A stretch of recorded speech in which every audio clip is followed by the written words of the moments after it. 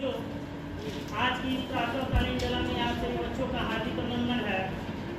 और जैसा कि आप जानते हैं कि प्रत्येक दिन की बातें आप लोग को कुछ न कुछ नवीनीकरण के माध्यम विज्ञान की शाखा या साहित्य की शाखा या प्रौद्योगिकी की शाखा कई तरह की शाखाओं के बारे में हम सभी उपस्थित होकर अपने अपने तकनीक के माध्यम से आप लोगों को कुछ न कुछ सुझाव देते हैं, बताते हैं।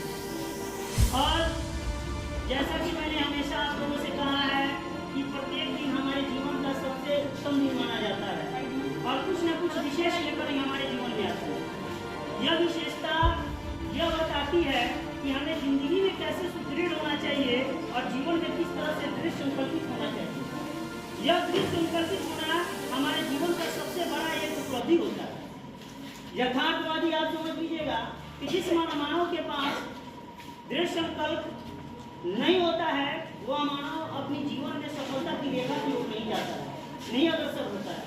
और यही चीज ऐसा चीज है जो हमें अन्य मानवों से हमें विशेष बनाती है। आखिर हम प्रश्न करते हैं कि मनुष्य एक सामाजिक पशु है। वाकई में एक मनुष्य सामाजिक पशु है। हम एक पशु की श्रेणी से हैं, लेकिन हम पशुओं से भिन्न माने जाते हैं। इसका कारण क्या है भाई? हम पशुओं से विशेष समझते हैं, हम पशुओं से विशेष हमारे बोलचाल है, रहन सहन है, हम पशुओं से विशेष तरह की तकनीक हमारे अंदर है। हमारे अंदर ऐसे तकनीक है जो हम अच्छे और बुरे का हम फैसला स्वयं कर सकते हैं। हम यह भी समझ सकते हैं कि पशु पर हम अत्याचार करेंगे जिसमें चिंता होगी, दर्द होगी, जिस तरह हम मानव पे कोई हमें अत्याचार करता है।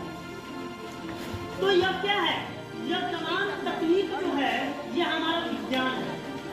यह हमारा तमाम तकनीक बाबू क्या है? एक विज्ञान है। यह विज्ञान ही हमें तकनीक कौशल देती है जो हमें एक दूसरे से क्या है विशेष मानवों के बीच में हमें विशेष दूसरे का अवसर देती है। आखिर हम मानव हैं, हम पशु नहीं बने, परंतु हम पशु की प्रजाति हैं, परंतु हमें मानव कहा जाता है।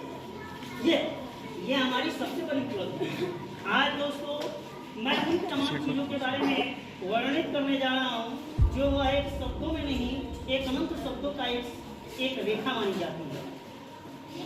भारत को हमेशा ही विज्ञान का क्षेत्र में एक अग्रणी पिता माना जाता है। आप जान लीजिएगा कि भले ही नासा अपने आप को बहुत बड़ा साइंटिफिक रिसर्च सेंटर के माध्यम बहुत सारी चीजों को अपने आप को बेहतर मानता हो, लेकिन उससे पता होना चाहिए कि न जाने कितने साइंटिस्ट ने हमें जन्म देकर नासा में भेजा है।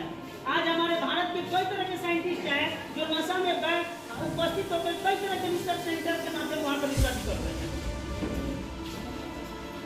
और ये इकलौता एक देश है जो जितने भी जाक्सा जो जापान का अंतरिक्ष एजेंसी माना जाता है, आपको चाइना का एजेंसी माना जाता है, रशिया का रोसकोसमोस साइंटिफिक रिसर्च सेंटर माना जाता है, इंडिया का इसरो माना जाता है। लेकिन ये तमाम रिसर्च सेंटर जो साइंटिफिक रिसर्च सेंटर जो है ये कहीं ना कहीं हमारे भारत के महान विज्ञानी इन तमाम रिसर्च सेंटर में काम कर कार्यरत के रूप में है। लेकिन भारत की यह उपलब्धि है कि हमारे देश में कोई विदेशी मुल्क का कोई आगे साइंटिफिक रिसर्च करने में वो कतराता है। ये सबसे बड़ी उपलब्धि है। और उसमें से हम वैसे 3 वर्णित करने वाले हैं जो वो शब्दों में नहीं, असंख्य और अनंत शब्दों का मोहताज एक पंक्ति में मैं करना चाहूँगा। देखिए, भारत पहली बार आपको चंद्रमा पे लॉन्च करने वाला चंद्रयान फर्स्ट भेजा था। आपको पता होना चाहिए कि 22 अक्टूबर 2008 को पहली बार भारत ने चंद्रयान 1 के माध्यम भारत पे चंद्रमा का कक्षा पे क्या किया था? वहां पे परिक्रमा किया था। आपको पता होना चाहिए वो परिक्रमा करने वाले पॉइंट को ऑर्बिटर के नाम से जानते हैं। ऑर्बिटर का मतलब क्या होता है? कक्षीय। वही यह जो हमारा मिशन जो था, यह मिशन चंद्रमा पर लैंडिंग करना और चलने का मिशन नहीं था। वो केवल यह मिशन था कि केवल चंद्रमा की कक्षा पे क्या करना, उसको भ्रमण करना और उसका पता लगाना कि चंद्रमा में कैसे कैसे संसाधन उपलब्ध हैं। और इस बीच में हमारे सबसे बड़ा उपलब्धि था कि अभी तक पूरे विश्व ने यह पता नहीं लगाया था कि चंद्रमा पे वाटर है या नहीं। न जाने कितने यूरोपीय अंतरिक्ष एजेंसी जापान को कहा जाता है, आपको जिसको रोसकोस्मोस जो अंतरिक्ष एजेंसी आपको रशिया को कहा जाता है, पीपल्स ऑफ रिपब्लिकन जो चाइना का रिसर्च सेंटर कहा जाता है। और आपको यह पता होना चाहिए कि आपका नासा जो यूएसए का रिसर्च सेंटर माना है। इन तमाम देशों ने बड़े बड़े अपने महारत को हासिल किए हैं, लेकिन जो भारत कर दिया अंतरिक्ष की दुनिया में और विज्ञान की दुनिया में, वो शायद ही कोई अंतरिक्ष एजेंसी कर सकती है। ये हमारे देश की माइलस्टोन्स मानी जाती है, मानी जा सकती है, जो हमारी मील का पत्थर मानी जा सकती है। आपको पता होना चाहिए कि पहली बार भारत को पता चला, अब भारत के माध्यम पूरी दुनिया को पता चला कि मून पर भी वाटर अवेलेबल है, लेकिन सॉलिड रूप में। ठीक है, तो यह हमारा सक्सेस हुआ। अभी तो अगर विज्ञान को है तो ये कम से कम 2 घंटा का लेक्चर चला जाएगा, लेकिन हम महत्वपूर्ण बिंदु पे बात करेंगे। ठीक, आपका 22 जुलाई 2019 की मैं रूपरेखा को व्यक्त करने जा रहा हूँ। वह ऐसा मिशन था जो चंद्रयान 2 के माध्यम माना जाता है, जिसको GSLV MK3 के रूप से जाना जाता है। GSLV का मतलब जानते हैं, जियोसिंक्रोनस सैटेलाइट लॉन्च व्हीकल्स कहा जाता है। और पहला वाला जो भेजा गया था तो PSLV भेजा गया था, पोलर सैटेलाइट लॉन्च व्हीकल्स, जो 22 अक्टूबर 2008 को भेजा गया था। और GSLV MK3 जो भेजा गया था वो 22 जुलाई 2019 को भेजा था, जिसको मैंने पुनः भी आपको अनुसरित किया हूँ, geosynchronous satellite launch vehicle M3। अभी भारत तीसरा लॉन्च व्हीकल्स किया 14 जुलाई 2023 को, जिसको LV-M3 के नाम से जानते हैं। अब लॉन्च LV-M का मतलब लूनर व्हीकल्स MK3 के रूप से जाना जाता है। अब ये चीज क्या है भाई, तो यह भारत की सबसे बड़ी उपलब्धि है। पहली बात मैं जा रहा हूँ GSLV चंद्रयान 2 मिशन की बात मैं कर रहा हूँ। उसमें भेजा गया था आपको ये मिशन का 3 पार्ट, एक तो ऑर्बिटर भेजा गया था, एक लैंडर विक्रम को भेजा गया था, रोवर प्रज्ञान को भेजा गया था। परंतु हमारा उस समय क्या हुआ कि जैसे हमारा GSLV MK3 जब भेजा गया था तो वो क्या हुआ बाबू कि चंद्रमा की कक्षा पर तो ऑर्बिटर तो गया, और ऑर्बिटर जाकर क्या कर रहा है, वो अपनी चंद्रमा की कक्षा पे परिक्रमा कर रहा है। और लैंडर और रोवर का काम क्या है, लैंडर को मतलब अपना सॉफ्ट लैंडिंग करना, और रोवर का मतलब वहां से चलकर इंफॉर्मेशन को एकाग्रचित करना। ठीक है, तो यह क्या हुआ कि रोवर ऑर्बिटर हमारा सक्सेस हुआ, लेकिन विक्रम लैंडर जो है और रोवर प्रज्ञान हमारा सफल नहीं हुआ, वो असफलता मानी जा सकती है। लेकिन भारत की सबसे बड़ी उपलब्धि रहा कि ये दोनों चीजों में एक ऑर्बिटर, देखिए अभी आज भी हमारे जो चंद्रमा के कक्षा में 2 ऑर्बिटर भेजा जा चुका है। जो पहला तो मैंने ऑलरेडी बता दिया था आपको कि 2008 में भेजा गया था 22 अक्टूबर 2008 को, अब फिर 22 जुलाई 2019 को भेजा। आज भी ऑर्बिटर और चंद्रमा की कक्षा पे क्या कर रहा है, परिक्रमा कर रहा है। और भारत को यह सफलता मिला कि नहीं भाई, लैंडर नहीं गया और रोवर प्रज्ञान नहीं गया।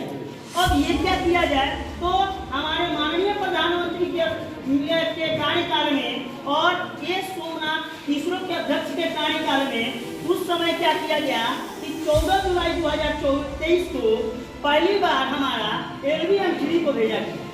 अब LV-M3 में क्या हुआ कि ऑर्बिटर को नहीं भेजा गया, LV-M3 में ऑर्बिटर नहीं भेजा गया। क्यों नहीं भेजा गया, क्योंकि ऑर्बिटर तो ऑलरेडी 2008 में भी जाकर चंद्रमा की कक्षा पे क्या भ्रमण कर रही है, और 2019 में। तो भारत सरकार ने यह सोचा कि आखिर ये व्यर्थ का जो स्पेंडिंग जो जा रहा है उसे हमें बचाने की जरूरत है और ऑर्बिटर को भेजने की जरूरत नहीं है। अब इस बीच में क्या हो रहा है कि भारत ने सफल लैंडिंग रोवर प्रज्ञान और लैंडर विक्रम को भेजा। और आपको पता होना चाहिए कि आपका जो ये क्या कहा जाता है, जब कोई भी सैटेलाइट लॉन्च किया जाता है, जिसको क्या कहा जाता है, आर्टिफिशियल सैटेलाइट कहा जाता है या मैन मेड सैटेलाइट के भी नाम से जाना जाता है। तो आपको ये पता होना चाहिए कि यह जाएगा तो ये पूरा ये हमारा रिसर्च सेंटर जहाँ से जैसे लॉन्च किया गया श्रीहरिकोटा हैदराबाद से ये लॉन्च किया गया था।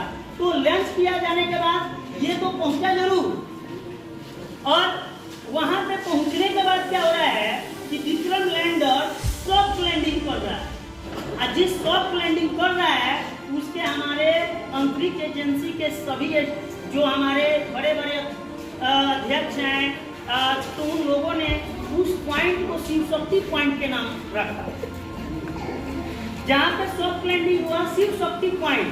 और वो पहली बार भारत चंद्रमा के दक्षिणी ध्रुव पे सॉफ्ट लैंडिंग किया। ऐसे भारत नहीं, पूरे विश्व में 5 देश हैं कि अभी सॉफ्ट लैंडिंग चंद्रमा पे कर चुके हैं।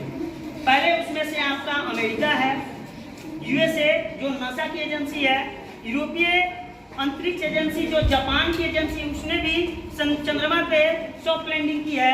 चाइना जो है, चाइना का जो republican of people's of republican जो इंस्टीट्यूट है उसके माध्यम भी सॉफ्ट लैंडिंग की जा चुकी है।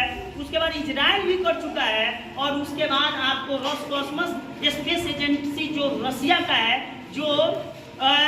रसिया का है, वो भी वहाँ पे सॉफ्ट लैंडिंग कर चुकी है। लेकिन भारत की सबसे बड़ी उपलब्धि रही है कि भारत पहली बार चंद्रमा के दक्षिणी ध्रुव पे सॉफ्ट लैंडिंग करने वाला मात्र इकलौता देश बना।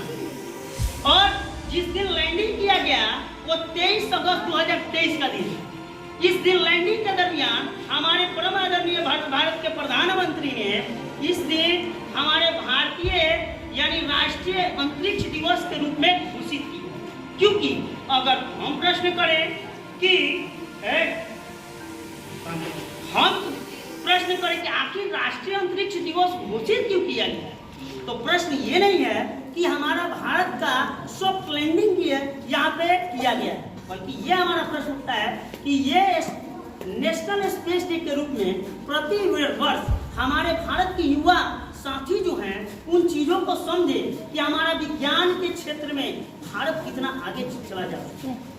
आज विज्ञान के क्षेत्र में भारत की परिचय विश्व की वैश्विक स्तर पर कई तरह के देशों के बीच में अग्रणी रूप से भारत हो रहा है। आज रसिया जैसे देश भारत को सलाम कर रही है, आज अमेरिका जैसे अंतरिक्ष एजेंसी भारत को सलाम कर रही है और कह रही है कि भाई इंडिया भी है। इंडिया को हमें नजरअंदाज करना ये अपनी मूर्खता का कारण बन सकता है। और 23 अगस्त 2023 से पहली बार नेशनल स्पेस डे मनाया गया, क्योंकि हमारे भारत के युवा साथी जितने भी हैं वो अंतरिक्ष और विज्ञान और प्रौद्योगिकी के क्षेत्र में अपना परिचय दें। और जिस तरह से ये सोमनाथ की अध्यक्षता में हमारा सॉफ्ट लैंडिंग की गई है, उसी तरह हमारी युवा पीढ़ी भी इसरो में जाकर अध्यक्ष बने और कई तरह के ऐसे चंद्रयान या कोई भी सैटेलाइट लॉन्च करके कई तरह के हम वैश्विक स्तर के कई तरह के हम विज्ञान के क्षेत्र में रिसर्च करें, ताकि हमारा भारत को भी कम आंका नहीं जाए।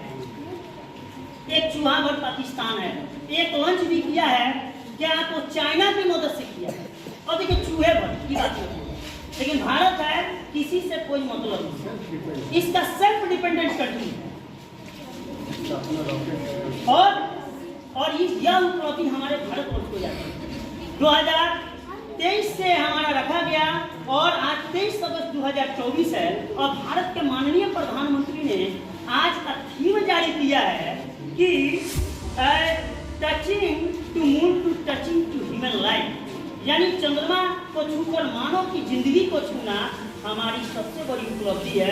आज की 23 अगस्त 2024 का थीम हमारे भारत के आदरणीय प्रधानमंत्री जो हैं उनके द्वारा रखा गया, और यह उपलब्धि हमारे देश की सबसे बड़ी उपलब्धि मानी जाती है। इसलिए मैं कहता हूँ कि अगर आप कुछ भी ज्ञानी हैं, आप बहुत पुराने ज्ञानी हैं, लेकिन विज्ञान के क्षेत्र में ज्ञान नहीं, आपके पास कुछ ज्ञान नहीं। विज्ञान और तकनीक ऐसी पहचान है कि आप थोड़ा सा बोलिएगा तो आपकी जय जयकार पूरे वैश्विक स्तर पर गूंजती।